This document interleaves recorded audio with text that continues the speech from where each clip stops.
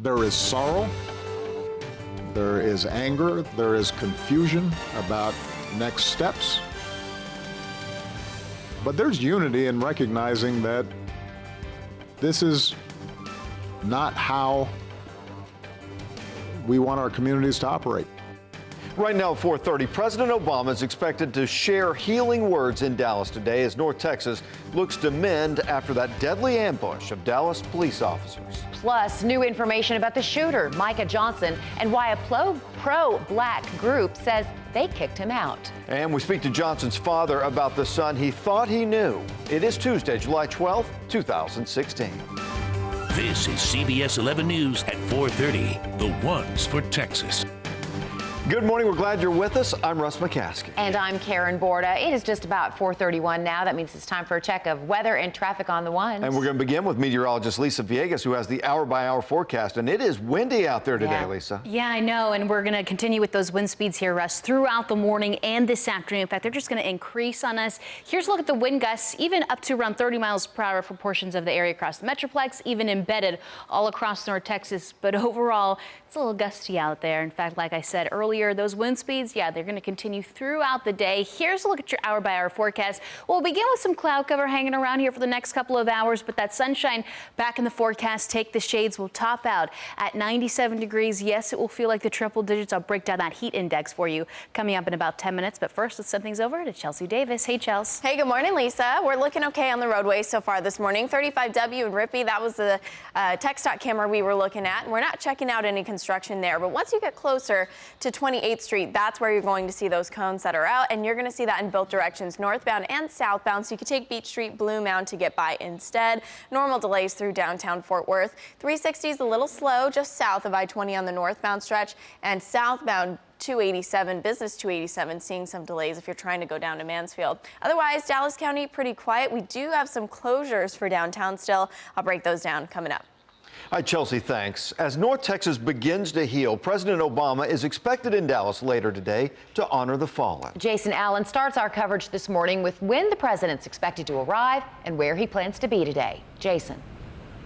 Good morning, Russ and Karen. The president is expected to leave the White House here just a little bit later this morning and be here in Dallas shortly after noon here at the Meyerson Center for an interfaith service to remember everything that happened here in Dallas 5 days ago. You may see some of the orange lights flashing here behind me as some of the security crews still get the Meyerson ready for the president's visit today. The First Lady will be here with him. The Vice President and Jill Biden are expected to be here as well, and so is President George Bush and First Lady Laura Bush, all of them expected to be here for this service, a service that's expected to include messages from leaders from at least 3 different faiths, some singing, and then a message from the president himself. All of this happening down here at the Meyerson today, and all of these remembrances going on, while at the same time, of course, the investigation into the shooting is still happening just a few blocks away.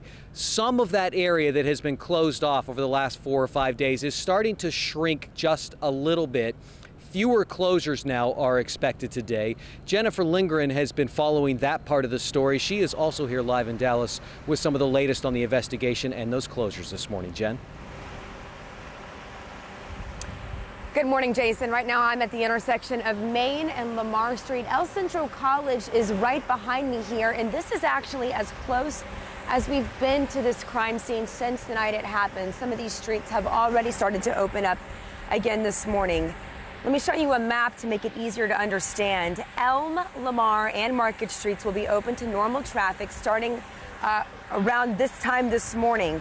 And the West End DART stations will resume normal operations as well. Now, the part in red that you see on the map there, those roads will still remain closed. While the commute may be slowly returning to normal, the investigation for police and federal investigators also continues. It involves more than 300 witnesses and 170 hours of body camera video that they're all going through. Now, that's in addition to any surveillance video from downtown cameras that police are looking at, still trying to piece together a timeline of exactly what happened here last Thursday night. Now, back here live, you can see that Highway Patrol is out here, as well as Dallas Police. We're going to keep you updated throughout the morning on any potential changes beyond this to any road closures that we may have. Back to you, Jason. Jen, thanks. I know a lot of people are going to appreciate the fact that that part of the city opening up. Unless you were down here at all in the last few days, it's hard to understand the scope of just how much that part of the city was closed off during this investigation. You know, you should also mention we're probably going to expect some road closures, some minor street closures around here today, around the Meyerson, especially as security starts to ramp up in those mid to late morning hours as they prepare for the president's arrival today. This service this afternoon, this is not at all going to be the first one by any means. In fact, there was another service already last night, a vigil that thousands of people attended to remember those 5 officers killed. Yona Gavino covering that part of the story for us live in Dallas this morning. Yona. Yeah, Jason, you know, that vigil certainly was not far from where we are here at the doorstep of DPD. Take a look behind me. You can see that these cruisers are still covered in tributes and memorials for these fallen officers. Officers out here I talked to say the support is helping them heal.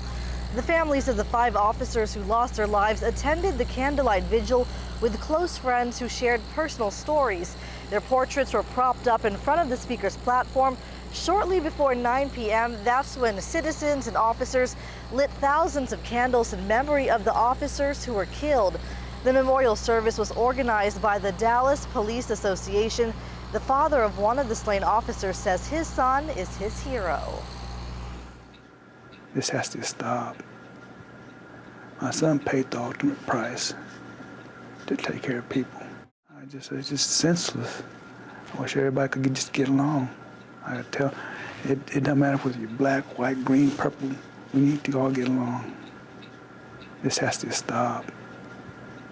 My son paid the ultimate price. There will be several visitations for the fallen officers today. I'll tell you when they are and where they are. That's all coming up in the next half hour. For now, live in Dallas, let's send it back to you, Jason.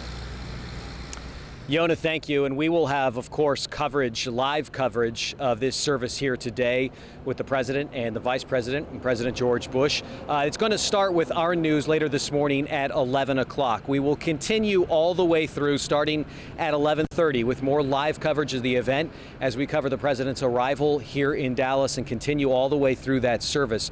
Some of your regular programming you might be tuning in for on Channel 11 at that time, Young and the Restless, Bold and the Beautiful. You'll still be able to see that if you want to. It's going to move over to our sister station, TXA 21. But we'll continue with that live coverage right here on 11. Russ and Karen, back into you. Jason, thanks. Folks in North Texas, citizens and officers alike came out to grieve together in Monday's vigil. Pure heroes. No other way to put it. Hundreds of officers, past and present, like Hugh Amos. He last put on the uniform 29 years ago. His emotion suggested that his heart never left the force, but he wasn't the only one to come out to heal from last week's shooting. I don't care if you're white, black, whatever the color or your nationality. For me, I just love people. Twan Thompson had just left downtown when those shootings happened. Chief David Brown asked people to be part of the solution and not part of the problem. One man says that he heard those words and was being there tonight made him feel like he was being part of the solution. It is going to be the most challenging thing in my life, to be quite honest with you. I don't know how I'm going to make it through the week.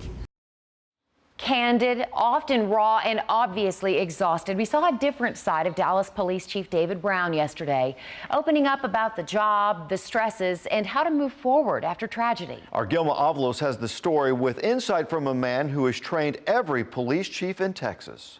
After tragedy rocked his police department and the city of Dallas, many praise Police Chief David Brown's composure under pressure.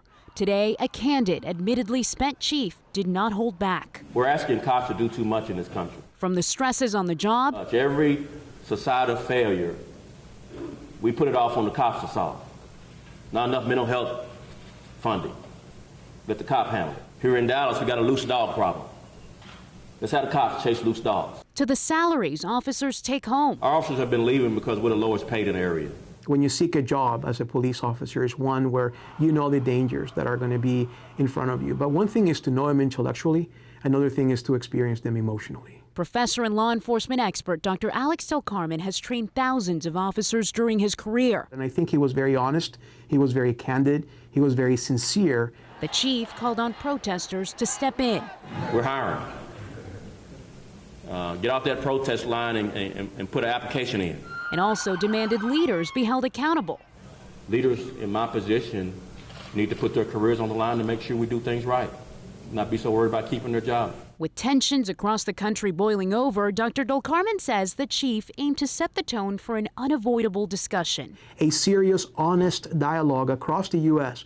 about what law enforcement really is and what we expect of our law enforcement officers and whether that expectation is humane, is realistic, and is constitutional. Gilma Avalos, CBS 11 News.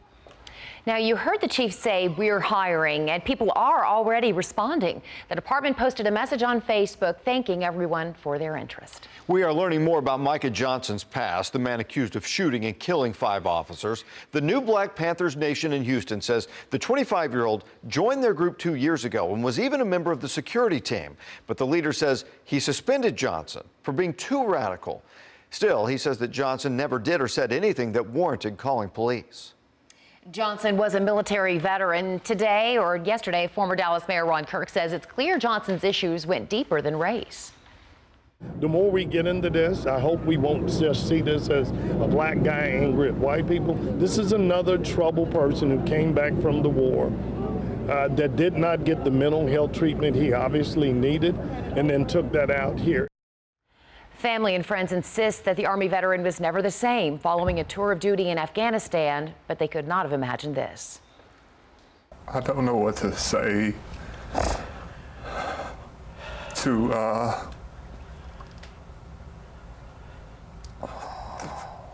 anybody to make anything better. I didn't see it coming. Talk about Micah, honey. He was a good son. He was a good son. I love my son with all my heart. I hate what he did. Johnson's parents spoke to Glenn Beck's conservative digital channel, The Blaze. The full interview will air on The Blaze Wednesday at 4 p.m. and 7 p.m. We do invite you to stay with CBS 11 News on air and online as we continue to cover the ambush of Dallas police officers. We'll also post any new information on our website, cbsdfw.com. I want to check in with weather and traffic together. Let's go ahead and start with Lisa Villegas. Lisa. Hey, good morning to you at home. Here's a shot outside of Dallas right now. 75 traffic slowly picking up. And a look at your hour-by-hour forecast showing that it's going to be warm, also very breezy. Winds are already up to 18 miles per hour in Dallas. We'll top out at 97 degrees. And yeah, those wind speeds, they'll continue. I'll break that down with Future Sky coming up. Chelsea? All right, thanks, Lisa. Watching the roadways here. Might have a crash on 635. I'm going to check that out for you, but want to let you know what streets are going to be reopening here shortly. 5 a.m., so in about 20 minutes, Lamar, Elm, and Market Street downtown. The closures will remain for Main and Austin down to Commerce, so keep that in mind. Back to you guys. Chelsea, thanks. Black Lives Matter. It's the name of a movement, but what does it mean? Still ahead, the founders of the movement talk about how it started and what they say it stands for. Plus, why Houston police went diving into the deep. And I noticed that the little boy was running back and forth in the sun. And at this point, I'm thinking it's just way too hot for this kid to be running. How a popular gaming app helped a woman save a little boy's life. That's next. Boom, boom, boom. Bang, bang, bang, bang. How, how, how. Hey!